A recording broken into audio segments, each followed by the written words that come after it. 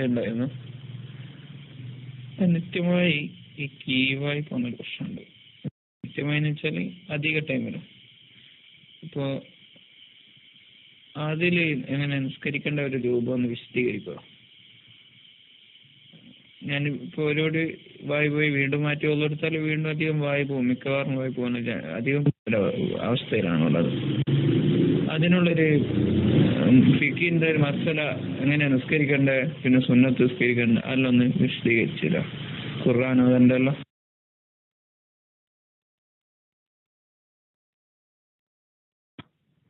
അല്ലാഹു തആല നമ്മുടെ പ്രിയപ്പെട്ട സുഹൃത്തിന്റെ അത്തരം അസ്വസ്ഥതകളൊക്കെയും പൂർണ്ണമായും ശിഫ നൽകി റാഹത്തായി നിസ്കരിക്കാനുള്ള ഒരു തൗഫീഖ് അല്ലാഹു നൽകട്ടെ. ഇത് അദ്ദേഹത്തിന്റെ ഒരു പ്രശ്നം മാത്രമല്ല, പല സ്ത്രീകളുടെയും പ്രശ്നമാണ്. ആരും എന്നോട് യാതൊരു വെറുപ്പും വിചാരിക്കരുത്. കാരണം എത്രയോ നമ്മുടെ ക്ലാസ് റൂമിലുള്ള സഹോദരിമാർ എന്റെ പ്രിയപ്പെട്ട ഭാര്യക്ക് വിളിച്ച് ചോദിക്കുന്ന ഒരു വിഷയമാണ്. പലപ്പോഴും പ്രസവം കഴിഞ്ഞാൽ സ്ത്രീകൾക്ക് അവരുടെ മുന്തുവാരത്തിലൂടെ ഒരു ഹെയർ പോകുന്ന അസുഖം.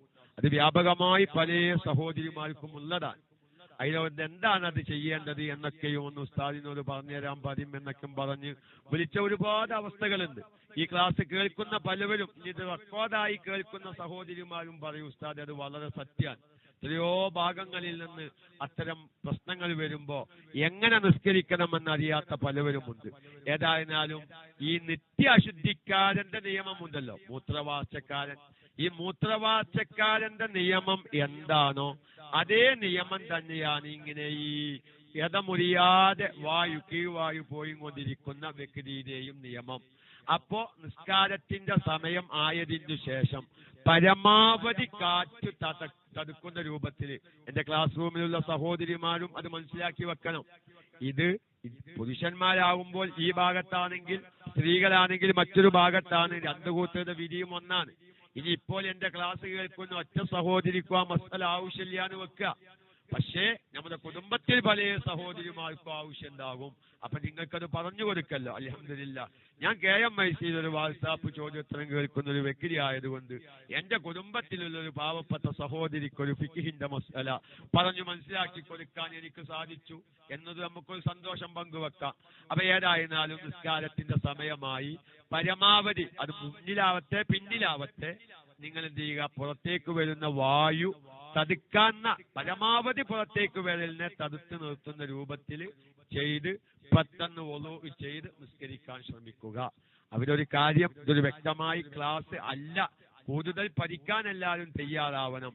ഒരു നിത്യ അശുദ്ധിക്കാരൻ വുളൂ ചെയ്യുമ്പോൾ, അത്തരം രോഗമില്ലാത്തവർ വുളൂ ചെയ്യുമ്പോൾ ഇല്ലാത്തതായ എത്തോളം ഷർത്തുകൾ അവിടെ പാലിക്കാനുണ്ട്. ഒരു ഇസ്തിഹാലത്തുകാരിയാണ്, അല്ലെങ്കിൽ സ്ഥിരം മൂത്രം ഒറ്റുന്നവരാണ്, അല്ലെങ്കിൽ ഒറ്റുന്നവനാണ്, അല്ലെങ്കിൽ സ്ഥിരം ഇങ്ങനെ കീഴ്വായു പോകുന്നവരാണ്, അല്ലെങ്കിൽ വേറെ ഏതെങ്കിലും ഭാഗത്തിലൂടെ ഇങ്ങനെ വായു പോകുന്നവരാണ്. ഇവരൊക്കെയും ഒളു ചെയ്യുമ്പോ സാധാരണ ഒളുണ്ടാക്കുമ്പോൾ നമ്മൾ പറയാറുള്ള ഷർത്തുകളേക്കാൾ എത്തോളം ഷർത്തുകൾ അവിടെ പാലിക്കാനുണ്ട്. അത് വിശദമായി പറയുക എന്നുള്ളത് ക്ലാസ് ആയി തീരും, ചോദ്യോത്തരം പരിപാടിയിൽ നിന്ന് മാറിപ്പോകും എന്ന് ഭയപ്പെട്ടത് കൊണ്ട് ഈ സമയത്തും ഇത് റെക്കോർഡായി കേൾക്കുന്ന എല്ലാവരോടും ഇത്തരം രോഗമുള്ളവര് ആ പ്രത്യേകമായ നിത്യാശുദ്ധിക്കാർ ഒളുണ്ടാക്കുമ്പോൾ ശ്രദ്ധിക്കേണ്ട പ്രത്യേകമായ ഷർത്തുകൾ ഏതൊക്കെയാണെന്ന് KMICയിലെ മുൻ ക്ലാസുകൾ കേട്ടിട്ടോ അതല്ലെങ്കിൽ ഫിഖ്ഹിയായ ക്ലാസുകൾ ചർച്ച ചെയ്യുന്ന സമയത്ത് വന്ന് അത് വ്യക്തമായി പഠിക്കേണ്ടതാണെന്ന് സാന്ദർഭികമായി ഉണർത്തുകയാണ്.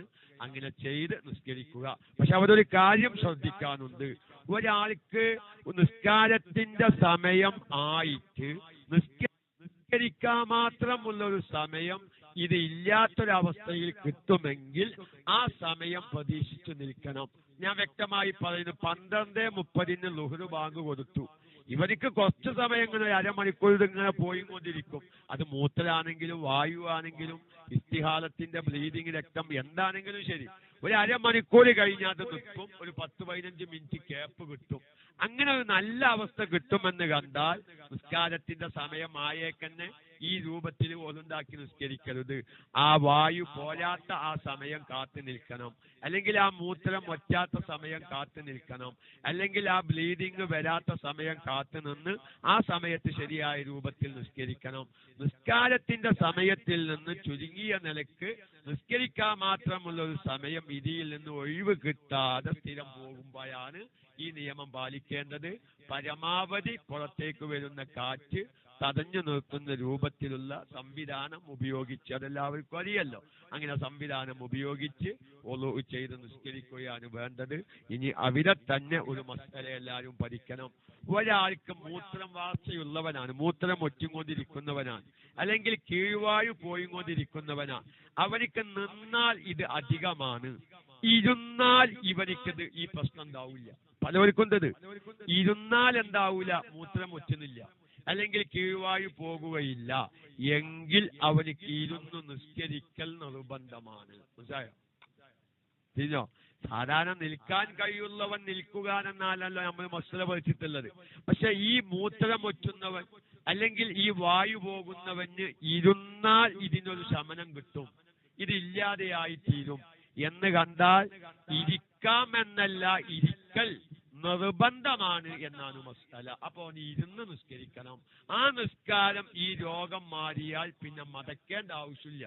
കാരണം നിൽക്കാൻ കഴിവുള്ളവനാണ് ഈ ഒരു പ്രശ്നത്തിനുള്ള പരിഹാരത്തിന് ഇരുന്ന് നിസ്കരിച്ചത്. ആ നിസ്കാരം ഈ രോഗങ്ങളൊക്കെ ഒരു കാലഘട്ടത്തിൽ മാറി നോക്കുക, എന്നാൽ മടക്കി നിസ്കരിക്കേണ്ടതും ഇല്ല.